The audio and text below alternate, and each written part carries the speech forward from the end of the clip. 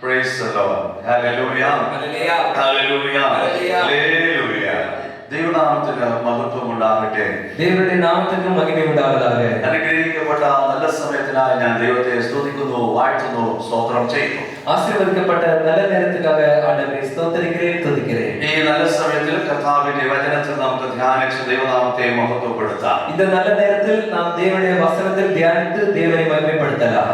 വിശുദ്ധ വേദപുസ്തകം ഉൽപ്പത്തി പുസ്തകം 1-ാം അധ്യായം നമ്മൾ വായിക്കുമ്പോൾ പരിശുദ്ധ വേദാഗമത്തിൽ ആദിയാഗമം 1-ാം അധികാരത്തെ നാം വാസിക്കുമ്പോൾ ആദിയിൽ ദൈവം ആകാശവും ഭൂമിയും സൃഷ്ടിച്ചു.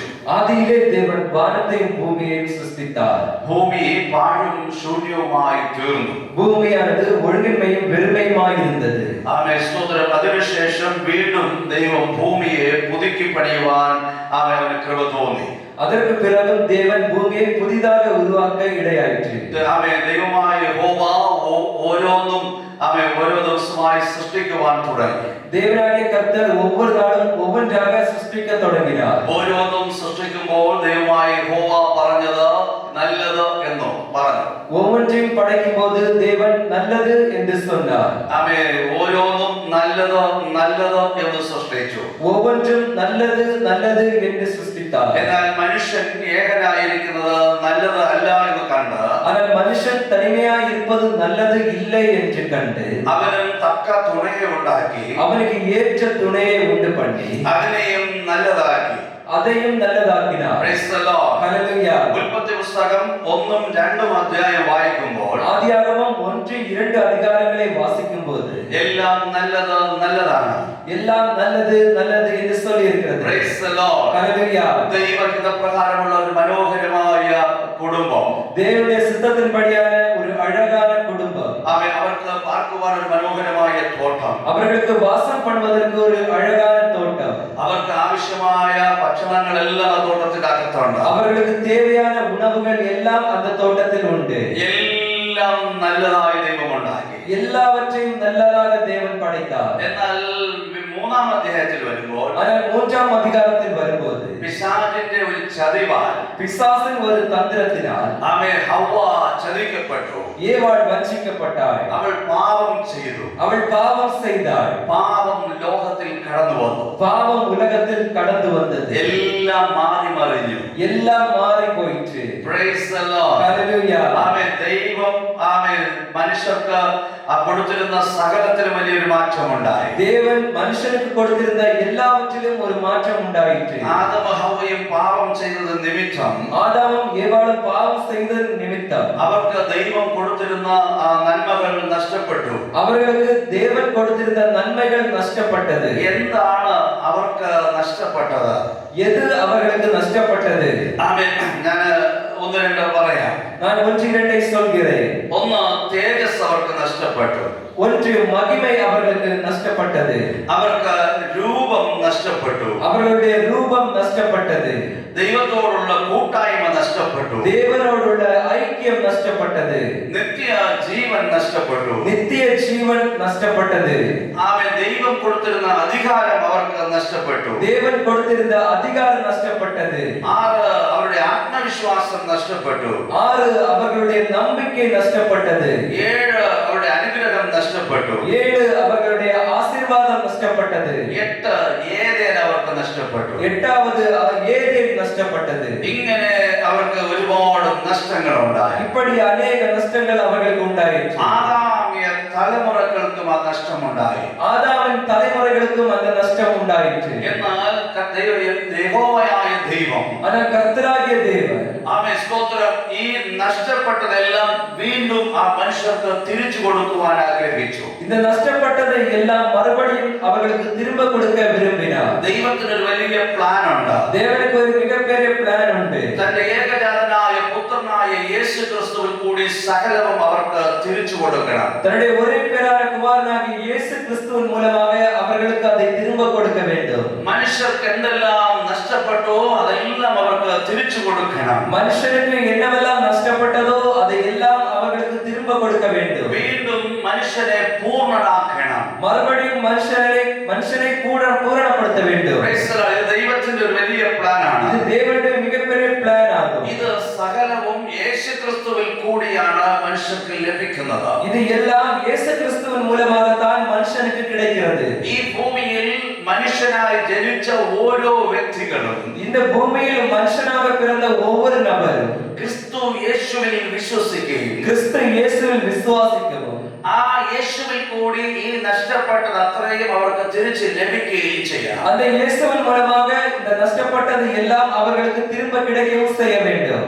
ഓരോരുത്തർക്കും അത് വേണം. ஒவ்வொருவருக்கும் அது வேண்டும். ആമേൻ. സ്തോത്രം. കുടുംബത്തിൽ ഒരാൾക്കല്ല, குடும்பத்தில் ஒரு நபருக்கு அல்ல, എല്ലാ മനുഷ്യരും പൂർണ്ണരാകണം. எல்லா மனுஷரும் பூரணப்பட வேண்டும். എല്ലാ മനുഷ്യരും ദൈവത്തോട് കൂട്ടായ്മ ഉള്ളവരാകണം. எல்லா மனுஷரும் தேவனோடு ஐக்கியமுள்ளவர்களாக வேண்டும். എല്ലാവരും ദൈവ തേജസ്സുള്ളവരായിരിക്കണം. எல்லாரும் தேவ மகிமையுள்ளவராக இருக்க வேண்டும். Praise the Lord. Hallelujah. Hallelujah. Hallelujah. Hallelujah. Hallelujah. അപ്പോൾ ഒന്നാമത്തെ ആദാം എല്ലാം നഷ്ടപ്പെടുത്തിയപ്പോൾ அப்போது முதலாவது ஆதாம் எல்லாவற்றையும் நஷ்டப்படுத்தின போது ആമേൻ, ദൈവം രണ്ടാമത് ഒരു ആദാമിനെ കൂടെ ഭൂമിയിൽ അയച്ചു. தேவன் இரண்டாவது ஒரு ஆதாமை பூமியில் அனுப்பினார். നാം 1 കൊരിന്ത്യർക്ക് ലേഖനം 15-ാം അധ്യായം അതിന്റെ 45 മുതൽ 48 വരെയുള്ള വാക്യങ്ങൾ നമുക്ക് വായിച്ച് കേൾക്കാം. ഒന്നാം മനുഷ്യനായ ആദാം ജീവന്റെ ദേഹിയായി തീർന്നുവെന്ന് എഴുതിയിരിക്കുന്നുവല്ലോ. ഒന്നാമത്തെ ആദാം ജീവനുള്ള ദേഹിയായി തീർന്നു എന്ന് എഴുതിയിരിക്കുന്നുവല്ലോ. ഒടുക്കത്തെ ആദാം, രണ്ടാമത്തെ ആദാം ജീവിപ്പിക്കുന്ന ആത്മാവായി, അവൻ ജീവിപ്പിക്കുന്ന ആത്മാവായി, എന്നാൽ ആത്മീകമല്ല. പ്രാകൃതം ഒന്നാമത്തേതാണ്, ആത്മീകം പിന്നീടത്തിൽ വന്നത്. ഒന്നാം മനുഷ്യൻ അവൻ ഭൂമിയിൽ നിന്ന് മണ്ണുകൊണ്ട് ഉണ്ടാക്കിയവൻ. രണ്ടാമത്തെ ആദാം, രണ്ടാമത്തെ മനുഷ്യൻ സ്വർഗത്തിൽ നിന്നുള്ളത്, മണ്ണ് കൊണ്ട് ഉള്ളവനെ പോലെ, മണ്ണ് കൊണ്ടുള്ളവരും സ്വർഗീയനെ പോലെ സ്വർഗീയന്മാരുമാകും. നാം മണ്ണുകൊണ്ടുള്ള പ്രതിമ ധരിച്ചതുപോലെ സ്വർഗീയന്റെ ആ പ്രതിമയും ധരിക്കും. Praise the Lord. മണ്ണുകൊണ്ടുള്ള ആദാമിന്റെ പ്രതിമ ധരിച്ചതുപോലെ, മണ്ണിനാൽ ഉരുവാന ആദാമൻ സായലിൽ ധരിച്ചതുപോലെ അവൻ സ്വർഗീയന്റെ പ്രതിമയും നമ്മൾ ധരിക്കും. പരലോകത്തിൻ ദേവനുടെ സായലിയെ നാം ധരിക്കും. ആമേൻ. സ്തോത്രം. സ്വർഗീയൻ എങ്ങനെയാണോ പരലോകത്തിൻ ദേവൻ എപ്പടിയോ സ്വർഗീയനും അങ്ങനെയാണ്. പരലോകത്തുക്കുரியவர்களும் அப்படித்தான். ആമേൻ. നാം സ്വർഗീയരായിരിക്കണമെന്നാണ് ദൈവം ആഗ്രഹിക്കുന്നത്. നാം പരലോകத்துக்கு ഉரியவர்களாக இருக்க வேண்டும் என்று தேவன் விரும்புகிறார். Praise the Lord. Hallelujah. ക്രിസ്തു യേശുവിൽ കൂടി கிறிஸ்து இயேசுவின் மூலமாக ഒരു വലിയ പ്ലാൻ ദൈവത്തിനുണ്ട്. ஒரு மிகப்பெரிய பிளான் தேவனுக்கு உண்டு. Praise the Lord. Hallelujah. നഷ്ടമായതെല്ലാം തിരിച്ചു കൊടുക്കുക. നഷ്ടമാനത് എല്ലാം തിരുம்ப കൊടുക്ക வேண்டும். ഇതിനു വേണ്ടി യേശു ക്രിസ്തുവിനെ ദൈവം ഭൂമിയിൽ അയച്ചു. இதற்காக இயேசு கிறிஸ்துவை தேவன் பூமியில் அனுப்பினார். അപ്പോൾ ദൈവത്തിന്റെ ആഗ്രഹം, அப்போது தேவனுடைய விருப்பம் എല്ലാ മനുഷ്യരും യേശു ക്രിസ്തുവിൽ വിശ്വസിക്കണം. எல்லா மனுஷரும் இயேசு கிறிஸ்துவில் விசுவாசிக்க வேண்டும். ആ യേശുവിൽ കൂടി സകലവും അവർക്ക് തിരിച്ചു ലഭിക്കണം. அந்த இயேசுவின் மூலமாக எல்லாம் அவர்களுக்கு திரும்ப கிடைக்க வேண்டும். യോഹന്നാന്റെ സുവിശേഷം 3:16. யோவான் எழுதின சுவிசேஷம் 3:16. ആമേൻ. സ്തോത്രം. യോഹന്നാന്റെ സുവിശേഷം 3:16 വായിച്ചാൽ, തന്റെ ഏകജാതനായ പുത്രനിൽ വിശ്വസിക്കുന്ന ഏവനും അവർ നശിച്ചു പോകാതെ നിത്യ ജീവൻ പ്രാപിക്കേണ്ടതിന്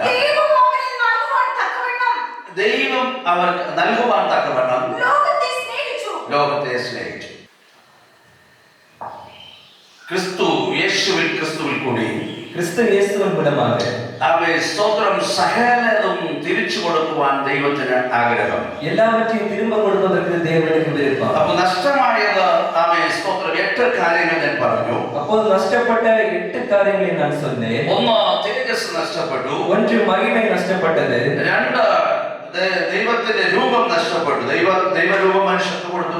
മനുഷ്യനെ സൃഷ്ടിച്ചപ്പോൾ തന്റെ സാദൃശ്യത്തിലും രൂപത്തിലുമാണ് സൃഷ്ടിച്ചത്. ആ രൂപം അവൻ നഷ്ടപ്പെടുത്തി. இரண்டாவது தேவனுடைய சாயல் நஷ்டப்பட்டது. தேவன் மனிதனை படைத்தபோது தேவனுடைய சாயலிலும் அவருடைய ரூபத்தின்படியும் படைத்தார். മൂന്നാമത് ദൈവത്തോടുള്ള കൂട്ടായ്മ നഷ്ടപ്പെട്ടു. மூன்றாவது தேவனோடுள்ள ஐக்கியம் நஷ்டப்பட்டது. നാലാമത് നിത്യജീവൻ നഷ്ടപ്പെട്ടു. நான்காவது நித்திய ஜீவன் நஷ்டப்பட்டது. അഞ്ചാമത് അധികാരം നഷ്ടപ്പെട്ടു. ஐந்தாவது அதிகாரம் நஷ்டப்பட்டது.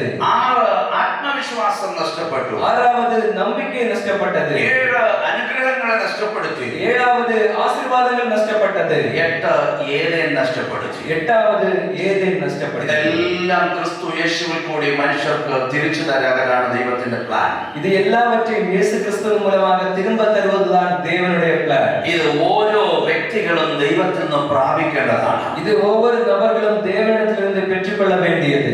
ഏതേനിൽ എന്ത് നഷ്ടപ്പെട്ടുവോ, ஏதேனில் எது நஷ்டப்பட்டதோ സ്തോത്രം, അതെല്ലാം മനുഷ്യർക്ക് യേശു ക്രിസ്തുവിൽ കൂടി തിരിച്ചു കൊടുത്ത് அது எல்லாம் இயேசு கிறிஸ்துவின் மூலமாக மனுஷர்களுக்கு திரும்ப கொடுத்து അവരെ പൂർണ്ണരാക്കണമെന്നാണ് ദൈവത്തിന്റെ പ്ലാൻ. அவர்களை பூரணப்படுத்த வேண்டும் என்பதுதான் தேவனுடைய பிளான். ഇതെല്ലാവരും അറിഞ്ഞിരിക്കണം. இது எல்லாரும் அறிந்திருக்க வேண்டும். ഇന്ന് ഈ അറിവ് എല്ലാവർക്കും ഇല്ല. இன்றைக்கு இந்த அறிவு எல்லாருக்கும் இல்லை. വെറുതെ സഭായോഗത്തിന് പോവുക, சும்மா சபை கூட்டங்களுக்கு செல்கிறார்கள், അവിടെ പോയി രണ്ട് പാട്ട് പാടി പ്രാർത്ഥിച്ച് ആരാധന കഴിഞ്ഞ് മടങ്ങി വരിക. அங்கே போய் 2 பாட்டுகளை பாடி ஆராதித்து விட்டு வீட்டுக்கு வருகிறார்கள். ആമേൻ, സ്തോത്രം. ഇവർക്ക് നഷ്ടമായത് തിരിച്ചു പിടിക്കണം എന്നുള്ള ലക്ഷ്യമില്ല. இவர்களுக்கு நஷ்டப்பட்டதை திரும்ப எடுக்க வேண்டும் என்ற ஒரு லட்சியம் இல்லை. അത് യേശു നമുക്ക് തരുന്നു. அது இயேசு நமக்கு தருகிறார். അത് യേശു എന്ന് പ്രാപിക്കുക. அது இயேசுவிலிருந்து பெற்றுக்கொள்ளுங்கள். യേശു ക്രിസ്തുവിൽ വിശ്വസിക്കുക. இயேசு கிறிஸ்துவில் விசுவாசியுங்கள். ആമേൻ, സ്തോത്രം. ദൈവം അതെല്ലാം നിങ്ങൾക്ക് മടക്കി തരും. தேவன் எல்லாவற்றையும் அதை திரும்ப தருவார். ആമേൻ. ഒരു വിഷയം നമുക്ക് ഇന്ന് ചിന്തിക്കാം. ஒரு விஷயத்தை நமக்கு இன்றைக்கு சிந்திக்கலாம். ഒന്ന്, തേജസ് ദൈവം തിരിച്ചു തരാൻ ആഗ്രഹിക്കുന്നു. ஒன்று, தேவன் மகிமையை நமக்கு திரும்ப தர விரும்புகிறார். റോമാലേഖനം 3:23 വായിക്കുമ്പോൾ ரோமர் 3:23 வாசிக்கும் போது എല്ലാരും പാപം ചെയ്ത് ദൈവ തേജസ് ഇല്ലാത്തവരായി തീർന്നു. எல்லாரும் பாவம் செய்து தேவ மகிமை அற்றவர்கள் ஆனார்கள். ആമേൻ, സ്തോത്രം. പാപം ചെയ്തപ്പോൾ അവരുടെ തേജസ് നഷ്ടപ്പെട്ടു. பாவம் செய்த போது அவர்களுடைய மகிமை நஷ்டப்பட்டது. ആ തേജസ് നഷ്ടപ്പെട്ടപ്പോൾ അവർ നഗ്നരെന്നവർ കണ്ടു. அந்த மகிமையை நஷ்டப்பட்ட போது அவர்கள் நிர்வாணிகள் என்று அவர்கள் அறிந்தார்கள். ആമേൻ, സ്തോത്രം. അവർ ചെയ്ത ആ പാപം മറയ്ക്കുവാൻ അവർ ശ്രമിച്ചു. அவர்கள் செய்த பாவத்தை அவர்கள் மறைக்க அவர்கள் முயற்சி செய்தார்கள். അതുകൊണ്ടാണ് അവർ അത്തിയില പറിച്ച് വസ്ത്രം തച്ച് അവർ ഉടുത്തത്. அதனால் தான் அவர்கள் அத்தியிலையினால் வஸ்திரம் தைத்து உடுத்தினார்கள். ആമേൻ, സ്തോത്രം. ആ പാപത്തെ അവർ മറയ്ക്കാൻ ശ്രമിക്കുക. அந்த பாவத்தை அவர்கள் மறைக்க முயற்சி செய்கிறார்கள். ഇന്നും അത് തന്നെയാണ്. இன்றைக்கும் அப்படித்தான். ഇന്ന് അവരവരുടെ തെറ്റുകളെ, പാപങ്ങളെ മറച്ച് ജീവിക്കാൻ ആഗ്രഹിക്കുന്നവരാണ്. இன்றைக்கும் அவர்களுடைய பாவங்களை மறைத்து வாழ விரும்புகிறார்கள். പാപമോചനം പ്രാപിക്കണമെന്ന് അവർ ആഗ്രഹിക്കുന്നില്ല. பாவ மன்னிப்பை பெற்றுக்கொள்ள வேண்டும் என்று அவர்கள் விரும்பவில்லை. ദൈവത്തെക്കാൾ, ആത്മീയതയെക്കാൾ അവർക്ക് ലോകമാണ് വളരെ പ്രിയം. தெய்வத்தை விட, ஆக்கியவர்களை விட உலகத்தை தான் அவர்களுக்கு பிரியம். ആമേൻ, സ്തോത്രം. പാപങ്ങൾ ഒരിക്കലും മറക്കരുത്. பாவத்தை ஒருபோதும் மறைக்க கூடாது. അവിടെ നമ്മൾ ദൈവ തേജസ് അവർക്ക് നഷ്ടപ്പെട്ടപ്പോൾ அங்கே அவர்களுக்கு தேவ மகிமை நஷ்டப்பட்ட போது അവർ പാപത്തെ മറയ്ക്കുവാൻ ശ്രമിക്കുക. அவர்கள் பாவத்தை மறைக்க முயற்சி செய்கிறார்கள். അപ്പോ പാപിയായ ഒരു മനുഷ്യൻ, அப்பொழுது பாவியான ஒரு மனுஷன் തന്റെ പാപങ്ങളെ വീണ്ടും വീണ്ടും മറയ്ക്കുവാനാണ് ആഗ്രഹിക്കുന്നത്. தன்னுடைய பாவங்களை மறுபடியும் மறுபடியும் மறைக்க விரும்புகிறார். സദൃശ്യവാക്യം 28-ാം അധ്യായം 13-ാം വാക്യം നമ്മൾ വായിക്കുമ്പോൾ நீதிமொழிகள் 28-ாம் அதிகாரம் 13வது வசனத்தை நாம் வாசிக்கும் போது തന്റെ ലംഘനങ്ങളെ മറയ്ക്കുന്നവന് ശുഭം വരികയില്ല. தன்னுடைய பாவங்களை மறைக்கிறவனுக்கு நன்மை உண்டாகாது. ഏറ്റുപറഞ്ഞ് ഉപേക്ഷിക്കുന്നവർക്കോ ദയ ലഭിക്കും. அறிக்கை செய்து விட்டுகிறவருக்கு இரக்கம் கிடைக்கும். പാപങ്ങൾ ഒരിക്കലും മറയ്ക്കരുത്. பாவங்களை ஒருபோதும் மறைக்க கூடாது. പാപം ശാപത്തെ കൊണ്ടുവരും. பாவம் சாபத்தை கொண்டு வரும். ശാപം നാശത്തെ കൊണ്ടുവരും. சாபம் அழிவை கொண்டு வரும். വ്യക്തികൾക്കും കുടുംബങ്ങൾക്കും അത് ദോഷമാണ്. தனிநபருக்கும் குடும்பத்துக்கும் அது தீமைதான்.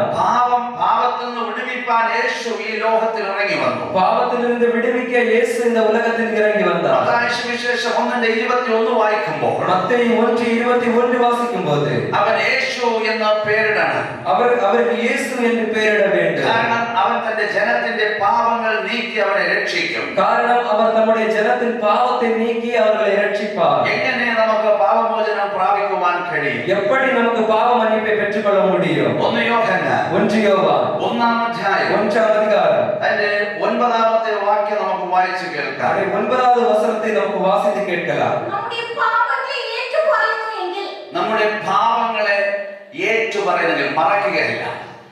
Praise the Lord. ഹല്ലേലൂയ. തേജസ് നഷ്ടപ്പെട്ടപ്പോൾ മഹിമ നഷ്ടപ്പെട്ടപ്പോൾ അവരുടെ ഉള്ളിൽ പാപം മറയ്ക്കണമെന്ന ഒരു ആഗ്രഹമുണ്ടായി. அவர்கள் உள்ளத்தில் பாவத்தை மறைக்க வேண்டும் என்ற ஒரு விருப்பம் உண்டாயிற்று. ഇന്നും അത് തന്നെയാണ്. இன்றைக்கும் அப்படித்தான். Praise the Lord. പാപങ്ങളെ മറയ്ക്കുകയാണ്. பாவங்களை மறைக்கிறார்கள். എന്നാൽ വേദപുസ്തകം പറയുന്നു ஆனால் வேத புத்தகம் சொல்கிறது പാപങ്ങൾ മറയ്ക്കരുത്. பாவத்தை மறைக்க கூடாது. അത് ഏറ്റുപറയണം. அதை அறிக்கை செய்ய வேண்டும். യേശുവിന്റെ അടുക്കൽ ഏറ്റുപറയണം. இயேசுவினிடத்தில் அறிக்கை செய்ய வேண்டும். ആമേൻ. തന്റെ പാപങ്ങളെ ഏറ്റുപറയുന്നു എങ്കിൽ தன்னுடைய பாவங்களை அறிக்கை செய்தால் അവൻ നമ്മോട് പാപങ്ങളെ ക്ഷമിച്ച് യേശു നമ്മോട് പാപങ്ങളെ ക്ഷമിച്ച് സകല അനീതിയും പോക്കി സകല അനീതിയും പോക്കി നമ്മെ ശുദ്ധീകരിക്കാൻ തക്കവണ്ണം നമ്മെ പാപത്തിൽ നിന്ന് നീക്കി ശുദ്ധീകരിപ്പാൻ തക്കവണ്ണം വിശ്വസ്തനും നീതിമാനുമാകുന്നു. വിശ്വസ്തനും നീതിമാനുമാകുന്നു. Praise the Lord. ஹல்லேலூயா. യേശുവിന്റെ അടുക്കൽ വന്ന அப்போது இயேசுவின் அருகில் வந்து അവൻ തന്റെ പാപങ്ങളെ ഏറ്റുപറയണം. தன்னுடைய பாவங்களை அறிக்கையிட வேண்டும். അവൻ ഞാൻ തെറ്റ് ചെയ്തുവോ എന്ന് ഏറ്റുപറയുക. நான் தவறு செய்து விட்டேன் என்று அறிக்கை செய்து விடுங்கள். ഏറ്റുപറയുക മാത്രമല്ല ആ പാപങ്ങളെ ഉപേക്ഷിക്കണം. அறிக்கை செய்வது மட்டுமல்ல அந்த பாவங்களை விட்டுவிட வேண்டும். ഉപേക്ഷിക്കുക മാത്രമല്ല ഇനി ഞാൻ അങ്ങോട്ട് പോകത്തില്ലെന്ന് തീരുമാനിക്കണം. விட்டு விடுவது மட்டுமல்ல இனி நான் அந்த பாவத்தில் செல்ல மாட்டேன் என்று தீர்மானம் பண்ண வேண்டும். അങ്ങനെ തീരുമാനിച്ച് യേശുവിന്റെ അടുക്കൽ നമ്മെ സമർപ്പിച്ചാൽ அப்படி தீர்மானம் பண்ணி இயேசுவின் அருகில் நம்மை ஒப்பு கொடுத்தால் അതിന്റെ 1 യോഹന്നാൻ 1:7 പറയുന്ന അവസാനത്തെ ഭാഗം യേശു ക്രിസ്തുവിന്റെ രക്തം സകല പാപവും നീക്കി നമ്മെ ശുദ്ധീകരിക്കും. அப்படி நாம் செய்தால் 1 யோவான் 1-ாம் அதிகாரம் 7-ம் வசனம் இறுதியில் சொல்கிறது இயேசு கிறிஸ்துவின் இரத்தம் சகல பாவத்தை நீக்கி நம்மை சுத்திகரிக்கும். Praise the Lord. ஹல்லேலூயா. ദൈവ തേജസ് നഷ്ടപ്പെട്ട ആദമും ഹവ്വയും தேவனுடைய மகிமையை நஷ்டப்படுத்தின ஆதாமும் ஏவாளும் ആമേൻ സ്തോത്രം അവരുടെ പാപം മറയ്ക്കാൻ ശ്രമിച്ചു. அவர்களுடைய பாவத்தை மறைக்க முயற்சி செய்தார்கள். അവരുടെ തെറ്റ് മറയ്ക്കാൻ ശ്രമിച്ചു. அவர்களுடைய தவறை அவர்கள் மறைக்க முயற்சி செய்தார்கள். ആമേൻ സ്തോത്രം പകലിൽ വെയിലാറിയ സമയത്ത് பகலில் வெயில் ஏறிய நேரத்தில் ആമേൻ സ്തോത്രം ആ തോട്ടത്തിൽ ദൈവം ഇറങ്ങി വന്നു. அந்த தோட்டத்தில் தேவன் இறங்கி வந்தார். Praise the Lord. Hallelujah. Hallelujah. ஹல்லேலூயா. ആദമും ഹവ്വയും ആ ദൈവ സാന്നിധ്യത്തിൽ നിന്നും ഓടി മറയുകയാണ് ചെയ്തത്. ஆதாமும் ஏவாளும் அந்த தேவ சமூகத்திலிருந்து ஓடி மறைந்தார்கள். അവർക്ക് ദൈവത്തിന് മുമ്പിൽ നിൽക്കുവാൻ കഴിഞ്ഞില്ല. அவர்களுக்கு தேவனுக்கு முன்பாக நிற்க முடியவில்லை. അവർക്ക് ഭയമുണ്ടായി. அவர்களுக்கு பயம் உண்டாயிற்று. പാപം ചെയ്തപ്പോൾ ദൈവത്തിന് മുമ്പിൽ നിൽക്കുവാൻ കഴിയാതെ ഭയമുണ്ടായി. பாவம் செய்தபோது தேவனுக்கு முன்பாக நிற்க முடியாமல் பயம் உண்டாயிற்று. അവർ തങ്ങളെയും മറയ്ക്കാൻ ശ്രമിക്കുകയാണ്. அவர்கள் தங்களை மறைக்க முயற்சி செய்கிறார்கள். ഒന്ന് അവർ പാപത്തെ മറയ്ക്കാൻ ശ്രമിച്ചു. ஒன்று அவர்கள் பாவத்தை மறைக்க முயற்சி செய்தார்கள். അതാണ് അത്തിയില കൊണ്ട് തച്ച് വസ്ത്രമുണ്ടാക്കിയത്. அதுதான் அத்திலேயினால் வஸ்திரத்தை உண்டு பண்ணினார்கள். രണ്ട് അവരെ തന്നെ ദൈവത്തിൽ നിന്നും ആമേൻ മറച്ച് മാറ്റി നിർത്തുകയാണ്. இரண்டாவது அவர்களை தேவனிடத்திலிருந்து மறைக்கிறார்கள். പാപത്തിന്റെ ശക്തി മനസ്സിലാക്കുക. பாவத்தின் வல்லமையை புரிந்து கொள்ளுங்கள். എത്രയോ കുടുംബങ്ങളിൽ இன்றைக்கு எத்தனையோ குடும்பங்களில் ഒരുപക്ഷേ സഹോദരിമാർ മാത്രം ആരാധിക്കുന്നവരായിരിക്കാം. ஒருவேளை சகோதரிகள் மட்டும் ஆராதிக்கிறவர்களாய் இருக்கலாம். ആമേൻ സ്തോത്രം പാപം ചെയ്ത നിമിത്തമായി பாவம் செய்த நிமித்தமாக കുടുംബനാഥനും குடும்ப தலைவரும் ആമേൻ കുഞ്ഞുങ്ങളും பிள்ளைகளும் ദൈവത്തിൽ നിന്ന് അകന്നു നിൽക്കുകയാണ്. தேவனை விட்டு அகன்று நிற்கிறார்கள். ഇത് തെറ്റാണ്. இது தவறு. ഞാൻ പറയുന്നില്ല, நான் சொல்லவில்லை. വേദപുസ്തകം പറയും. வேத புஸ்தகம் சொல்கிறது. ദൈവത്തിന്റെ ആത്മാവ് പറയും. தேவனுடைய ஆவியானவர் சொல்கிறார். വിശുദ്ധന്മാർ പറഞ്ഞിരിക്കുന്നു. பரிசுத்தவான்கள் சொல்லி இருக்கிறார்கள். യേശു പറയുന്നു. இயேசு சொல்லி இருக்கிறார். ഇതെല്ലാം തെറ്റാണ്. இது எல்லாம் தவறு. ദൈവത്തിൽ നിന്ന് അകന്നു നിൽക്കരുത്. தேவனை விட்டு அகன்று நிற்க கூடாது. ആമേൻ. തെറ്റ് ചെയ്യാത്ത മനുഷ്യരില്ല. தவறு செய்யாத மனுஷன் இல்லை. നീതിമാൻ ആരുമില്ല. நீதிமான் யாரும் இல்லை. ഏതെങ്കിലും ഒരു നിലയിൽ ആമേൻ സ്തോത്രം തെറ്റുകൾ ചെയ്തവരാണ് മനുഷ്യർ. ஏதாவது ஒரு நிலையில் தவறுகள் செய்த அந்த நிமிஷம் ആമേൻ സ്തോത്രം. അതുകൊണ്ട് യേശു ഈ ഭൂമിയിൽ രക്ഷകനായി അവതരിച്ചു.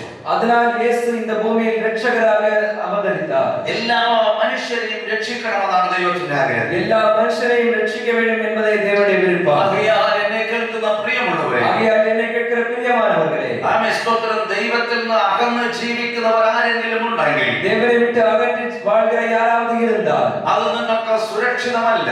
அது உங்களுக்கு பாதுகாப்பு அல்ல. എപ്പോഴും നിങ്ങൾ വേദപുസ്തകത്തിൽ വായിക്കുമ്പോൾ ശ്രദ്ധിക്കണം. எப்போதும் நீங்கள் வேத புத்தகம் வாசிக்கும் போது கவனிக்க வேண்டும். ആരൊക്കെ ഈ പിശാചിന്റെ പിടിയിൽ കുരുങ്ങിയോ யாரெல்லாம் இந்த பிசாசின் பிடியில் மாட்டிக்கொண்டார்களோ അവരുടെ ജീവിതമെല്ലാം വളരെ അപകടമാണ്. அவர்களுடைய வாழ்க்கை எல்லாம் மிகவும் ஆபத்தானது. നമ്മൾ മർക്കോസിന്റെ സുവിശേഷം 9-ാം അധ്യായത്തിൽ വരുമ്പോൾ நம் மார்க் எழுதின சுவிசேஷம் 9-ஆம் அதிகாரத்தில் வரும்போது ആമേൻ സ്തോത്രം അതിലെ 22-ാം വാക്യം നമ്മൾ വായിക്കുമ്പോൾ அதில் 22வது வசனத்தை வாசிக்கும்போது അത് അവനെ നശിപ്പിക്കേണ്ടതിന് അത് പിശാച് അവനെ നശിപ്പിക്കേണ്ടതിന് പലപ്പോഴും തീയിലും വെള്ളത്തിലും തള്ളിയിട്ടിട്ടുണ്ട്. തീയിലും വെള്ളത്തിലും തള്ളിയിട്ടിട്ടുണ്ട്. നിന്നാൽ വല്ലതും കഴിയുമെങ്കിൽ മനസ്സലിഞ്ഞ് ഞങ്ങളെ സഹായിക്കണമേ എന്ന് പറഞ്ഞു. മനസ്സലിഞ്ഞ് സഹായിക്കണമേ. Praise the Lord. ഹല്ലേലൂയ. ഒരു കുഞ്ഞിന്റെ അപ്പൻ ഒരു പിള്ളயின் തകപ്പൻ അവൻ യേശുവിന്റെ അടുക്കൽ വന്നു. இயேசுவின் அருகில் வந்து അവൻ പറയുകയാണ്, அவர் சொல்கிறார், ഈ പിശാച இந்த பிசாசு എത്രയോ പ്രാവശ്യം அநேக தடவை എന്റെ മകനെ കൊല്ലുവാൻ തക്കവണ്ണം என்னுடைய மகனை கொல்வதற்கு தக்கதாக അവനെ തീയിലും വെള്ളത്തിലും തള്ളിയിട്ടു. நெருப்பிலும் தண்ணீரிலும் தள்ளி போட்டது. Praise the Lord. ഹല്ലേലൂയ. പിശാചിന്റെ പിടിയിൽ നിൽക്കുന്നത് ഒരിക്കലും സുരക്ഷിതമായ അനുഭവമല്ല. பிசாசின் பிடியில் இருப்பது எப்போதும் பாதுகாப்பானது அல்ல. അവൻ കള്ളന്റെ അപ്പനുമാണെന്ന് യേശു പറഞ്ഞു. அவன் பொய்யனும் பொய்க்கு பிதாவுமாய் இருக்கிறார் என்று இயேசு சொன்னார். അവൻ ആദി മുതൽ മനുഷ്യ കൊലപാതകൻ. அவன் ஆதி முதல் மனுஷ கொலைபாதகன். യേശു പറഞ്ഞു. இயேசு சொன்னார். നമ്മൾ യോബുവിന്റെ ചരിത്രം പഠിക്കുമ്പോൾ நாம் யோபுவின் சரித்திரத்தை படிக்கும்போது യോബുവിന്റെ കുടുംബത്തെ തകർത്തു. யோபுவின் குடும்பத்தை தகர்த்து போட்டார். മക്കളെ കൊന്നു. பிள்ளைகளை கொன்று போட்டார். Praise the Lord. ഹല്ലേലൂയ. എന്തുമാത്രം ഒരു തകർച്ചയാണ്. என்ன ஒரு தகர்ச்சை. എന്നെ കേൾക്കുന്ന പ്രിയമുള്ളവരെ, என்னை கேட்கிற பிரியமானவர்களே, ഇന്നും ലോകം ദൈവത്തെ അറിയുന്നില്ല. இன்றைக்கும் உலகம் தேவனை அறியவில்லை. പാപത്തിൽ ജീവിക്കുന്നതാണ് ആമേൻ സ്തോത്രം നല്ലതെന്ന് അവർ വിചാരിക്കുന്നു. பாவத்தில் வாழ்வது தான் நல்லது என்று அவர்கள் நினைக்கிறார்கள். എനിക്ക് ഏറ്റവും പരിചയമുള്ള ഒരു കുടുംബം, எனக்கு மிகவும் பழக்கமான ஒரு குடும்பம். 2 മക്കളാണ്, 2 பிள்ளைகள், ഒരാണും ഒരു പെണ്ണും. ஒரு ஆண் பிள்ளையும் ஒரு பெண் பிள்ளையும். Praise the Lord. മകനെ പഠിപ്പിച്ചു. மகனை கல்வி கொடுத்தார்கள். അവന് നല്ലൊരു ജോലിക്ക് വേണ്ടി ഇന്റർവ്യൂ കഴിഞ്ഞ് നിൽക്കുകയാണ്. அவன் நல்ல ஒரு வேலைக்காக இன்டர்வியூ எல்லாம் முடித்து நிற்கிறார். ആമേൻ സ്തോത്രം. എന്നാൽ അവന് ഒരു ഫ്രണ്ട്ഷിപ്പുമായിട്ട് അവന് പല സ്ഥലങ്ങളിൽ ചുറ്റി നടക്കുന്ന ഒരു ശീലമുണ്ട്. அவன் நண்பர்களோடு பல இடங்களிலும் சுற்றி நடக்கிற ஒரு சுபாவம் இருந்தது. അപ്പനമ്മയെ അനുസരിക്കത്തില്ല. தாய் தகப்பன்மாருக்கு கீழ்ப்படிய மாட்டார். അപ്പനമ്മയ്ക്ക് വളരെ സ്നേഹമാണ് ഈ മോനോട്. தாய் தகப்பன்மாருக்கு மிகவும் அன்பு இந்த மகனோடு. വളരെ ലാളിച്ചു വളർത്തി, மிகவும் தாலாட்டி வளர்த்தினார்கள். ആമേൻ സ്തോത്രം. ദൈവത്തെ ഭയപ്പെടുന്നവനല്ല, அவன் தேவனுக்கு பயப்படுகிறவன் அல்ல. ലോകമോഹത്തിൽ ഇറങ്ങിപ്പോയി. உலக மோகத்தில் இறங்கி சென்றான். അവന്റെ മനസ്സ് പറയുന്നതൊക്കെ അവൻ ചെയ്തു. அவனுடைய மனம் சொல்கிறதையெல்லாம் அவன் செய்தான். ലോകത്തിന്റെ പിന്നാലെ പോയി. உலகத்தின் பின்னாடி சென்றான். അവന് എന്തൊക്കെ ഹൃദയത്തിൽ തോന്നുന്നു അതെല്ലാം വീട്ടിൽ നിന്ന് അപ്പനോട് അമ്മയോട് ചോദിച്ചവർ വാങ്ങും. அவனுடைய இருதயத்தில் என்னவெல்லாம் தோன்றுகிறதோ அதையெல்லாம் அப்பாவும் அம்மாவிடம் சொல்லி வாங்குவான். അവൻ ഒന്ന് ചോദിച്ചാൽ അത് അവന് കിട്ടിയേ തീരൂ. அவன் ஏதாவது கேட்டால் கண்டிப்பாக அது அவனுக்கு கிடைத்திருக்கும். നിർബന്ധ ബുദ്ധിയാണ്, ஒரு കട്ടായ புத்தி. അതുകൊണ്ട് അവന്റെ മാതാപിതാവ് ചോദിക്കുന്നതെല്ലാം വാങ്ങിച്ചു കൊടുക്കും. அதனால் அவர்களுடைய தாய் தகப்பன்மார்கள் அவன் கேட்கிறது எல்லாவற்றையும் வாங்கி கொடுப்பார். അവന്റെ കയ്യിൽ ഇരിക്കുന്ന മൊബൈലിൽ അവന് ഇപ്പൊ പുതിയതായി ഇറങ്ങിയ ബൈക്ക് ഏതാണെന്ന് അവൻ ഇങ്ങനെ സെർച്ച് ചെയ്തു. அவன் கையில் இருக்கிற மொபைலில் இப்போது புதிதாக இறங்கின பைக் எது என்று சர்ச் பண்ணுவான். ആമേൻ സ്തോത്രം. അപ്പോ അവൻ ഒരു ബൈക്ക് കണ്ട് അവന് വളരെ ഇഷ്ടപ്പെട്ടു. அவன் ஒரு பைக்கை பார்த்தான், அது மிகவும் பிடித்து போயிற்று. Praise the Lord. ஹல்லேலூயா. എനിക്കിത് വേണമെന്ന് അവൻ നിർബന്ധിച്ചു. எனக்கு இது வேண்டும் என்று அவன் കട്ടായപ്പെടുത്തിனான். വാങ്ങിച്ചു കൊടുത്തു. வாங்கி கொடுத்தார்கள். ആ ബൈക്കുമായി സ്തോത്രം തന്റെ സ്നേഹിതന്മാരുമായി അവൻ കറങ്ങി നടന്നു. அந்த பைக்கில் அவனுடைய நண்பர்களோடு அவன் சுற்றி திரிந்தான். പെട്ടെന്ന് ഒരു ദിവസം ഒരു ആക്സിഡന്റ് ഉണ്ടായി. ஒரு நாள் உடனடியாக ஒரு ஆக்சிடென்ட் உண்டாயிற்று.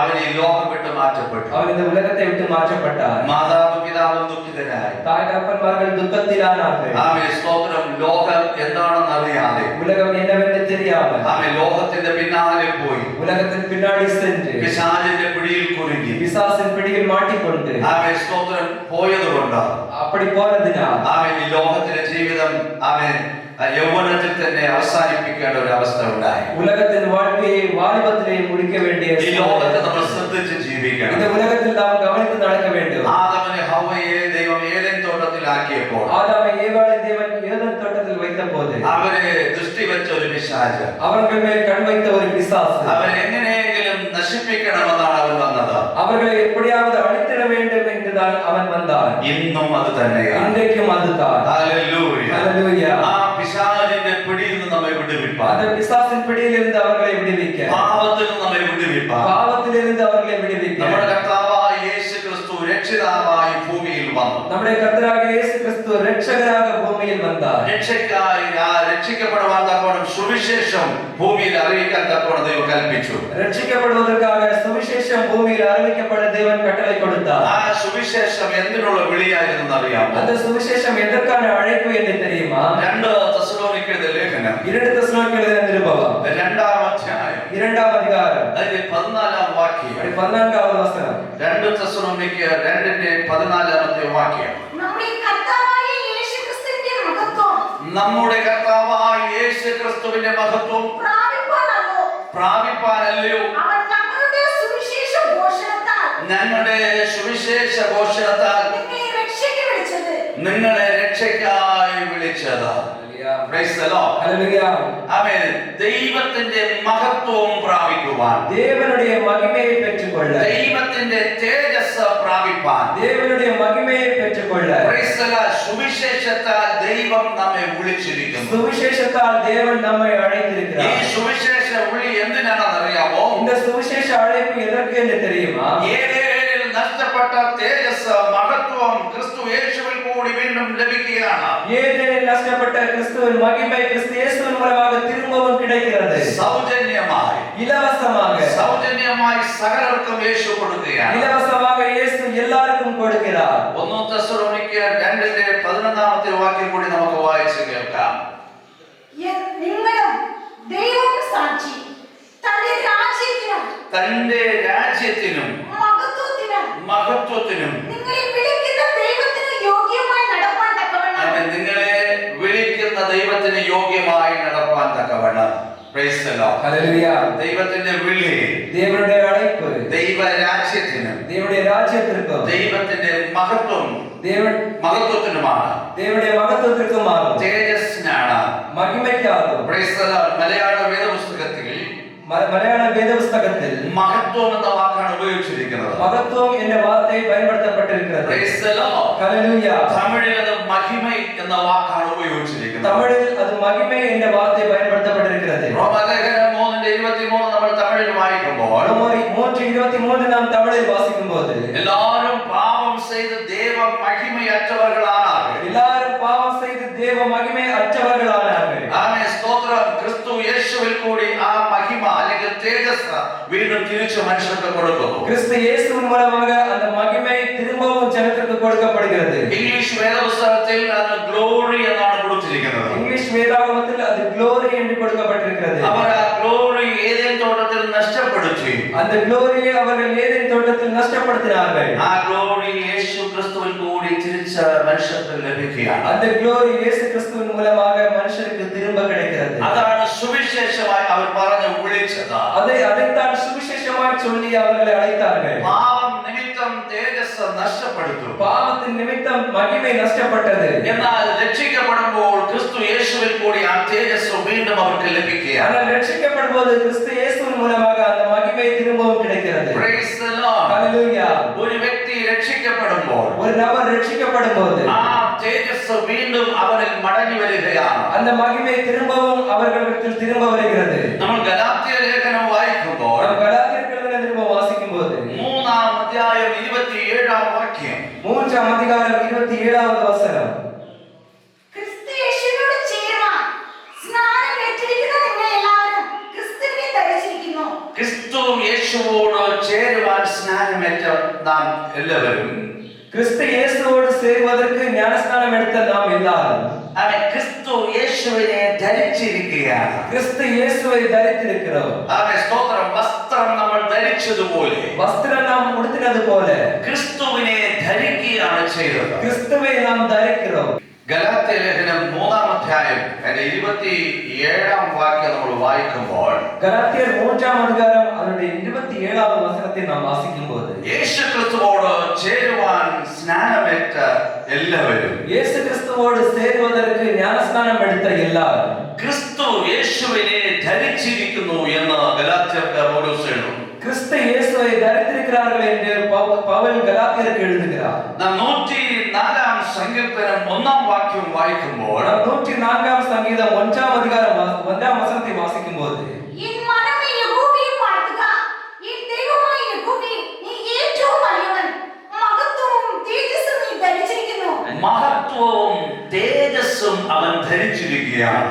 മഹിമയും മഹത്വത്തെയും അവർ ധരിച്ചിരിக்கிறார். യഹോവയായ ദൈവം, കർത്താവായ ദേവൻ തേജസ് ധരിച്ചിരിക്കുകയാണ്. മഹിമയെ ധരിച്ചിരിக்கிறார். മനുഷ്യനെ സൃഷ്ടിച്ചപ്പോൾ മനുഷ്യനെ പടയ്തപ്പോൾ അവനെ തേജസ് ധരിപ്പിച്ചിരുന്നു. അവർക്ക് മഹിമയെ ധരിപ്പിച്ചിരുந்தார். അതുകൊണ്ടാണ് പൗലോസ് പറഞ്ഞത്, അതിനാൽ പൗൽ சொன்னார், എല്ലാവരും പാപം ചെയ്ത് ദൈവ തേജസ് ഇല്ലാത്തവരായി തീർന്നു. എല്ലാവരും പാപം ചെയ്ത് ദൈവ മഹിമ അറ്റവர்களானார்கள். അവൻ ദൈവം തേജസ് മനുഷ്യർക്ക് കൊടുത്തിരുന്നു. ദേവൻ മഹിമയെ മനുഷ്യർക്ക് കൊടുത്തിരുந்தார். തേജസ് നഷ്ടപ്പെട്ടപ്പോൾ അവൻ നഗ്നനെന്ന് കണ്ടു. മഹിമയെ നഷ്ടപ്പെട്ടപ്പോൾ അവൻ നിർവാണി എന്ന് കണ്ടാർ. ആ ആത്മീയ നഗ്നത, அந்த ആവിക്കുரிய നിർവാണം ആമേൻ സ്തോത്രം, യേശു ക്രിസ്തുവിനെ ധരിക്കുമ്പോഴാണ് മറയ്ക്കപ്പെടുന്നത്. യേശു ക്രിസ്തുവെ ധരിക്കുമ്പോൾ താൻ മറയ്ക്കപ്പെടുகிறது. എന്നാൽ ആ നഗ്നനെന്ന് കണ്ടപ്പോൾ, ஆனால் നിർവാണികളെ കണ്ടപ്പോൾ അവൻ ദൈവത്തിൽ നിന്ന് ഓടി ഒളിക്കുകയാണ് ചെയ്തത്. അവൻ ദേവനെ വിട്ട്